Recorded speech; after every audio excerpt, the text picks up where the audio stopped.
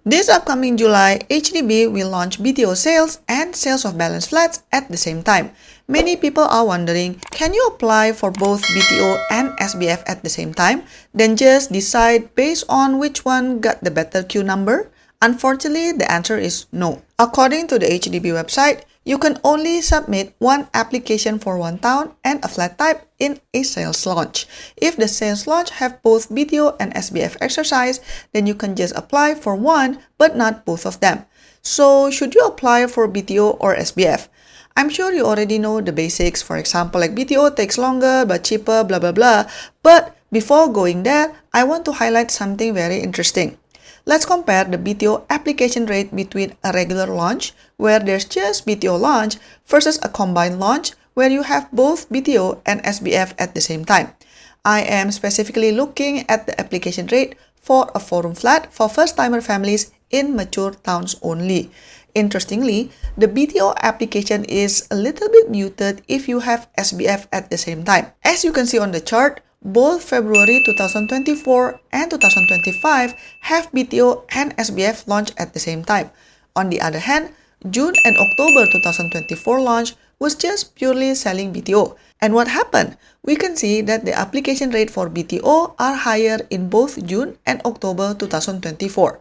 My guess is this is because if you have both BTO and SBF launch at the same time, then some of the public interest will be diverted to the SBF exercise, hence reducing the competition for BTO because most people prefer a shorter waiting time. So we can make an argument that if you are comparing the pros and cons of BTO versus SBF, BTO in the mature towns tend to get slightly less competition if there is an SBF exercise at the same time. Other positive side for BTO is that BTO flats are typically more affordable, and also you get a brand new flat with a full 99-year lease. I mean, of course, unless you buy a short lease 2-room flexi flat. And then also you might have some limited options to choose the interior finishes. But of course, on the other hand, BTO would have a longer waiting time because you have to wait for several years for the flats to be built.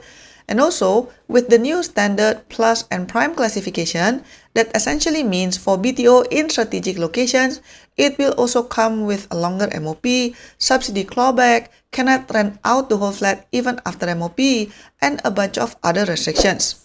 Another thing is BTO launches are restricted to specific locations. What about SBF? What are the pros and cons? Well, given that the new HDB classification for standard, plus, and prime flat does not work retroactively, SBF is now like a time machine where you stand a chance to buy a new flat that is located in mature towns but still only have the standard 5-year MOP and restrictions such as you can rent out the whole flat after MOP, no subsidy clawback, no income ceiling limit for future buyers, etc. This is especially if you get a good queue number and can pick from past BTO projects that are still under construction or just collected keys but still have available units. And of course, in general, SBF would have a shorter waiting time because the flats should still be under construction, newly constructed, or it could be already ready to move in because it was a repurchased flat by HDB. Another positive is that SBF launches offer flats from various locations across Singapore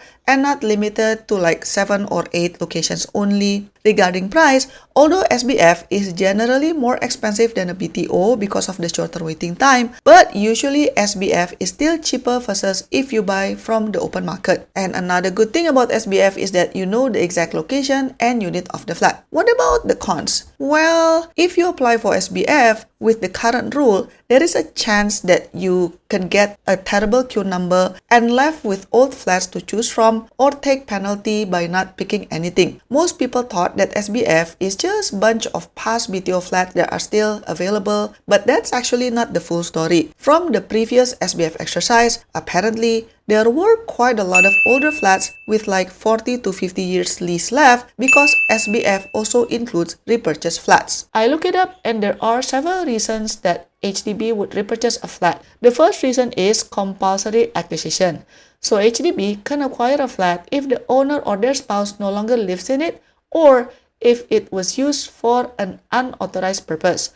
For example, if the owner rents out the whole flat before MOP, or you use the method of pretending to lock one room and rent out the flat, etc., and HDB finds out. Another scenario is apparently HDB might also buy back flats from owners who have difficulty selling. But note that such requests will only be assessed on a case-by-case basis.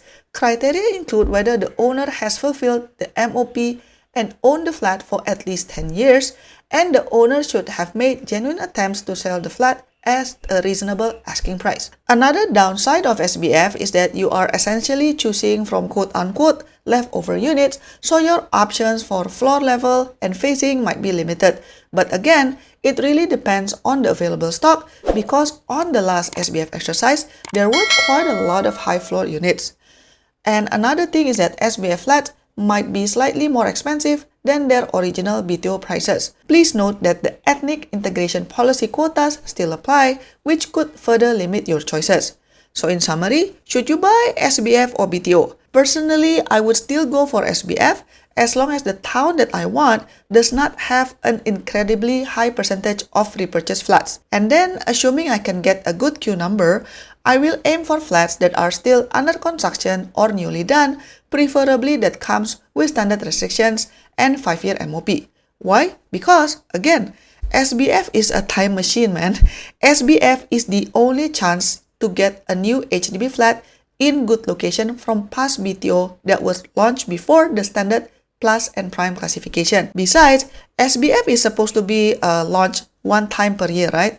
This July is just a bonus SBF round, but most likely next year, it will go back to once per year, whereas BTO is 3 times per year. So if you don't get SBF queue number this time around, you can still apply for the next round of BTO, which is supposed to be by end of this year. But hey, that's just me. Of course, it all depends on your specific situations, financials, and priorities. I'm just some random person on the internet. Don't forget to like and subscribe, and I'll see you on my next video. Bye bye!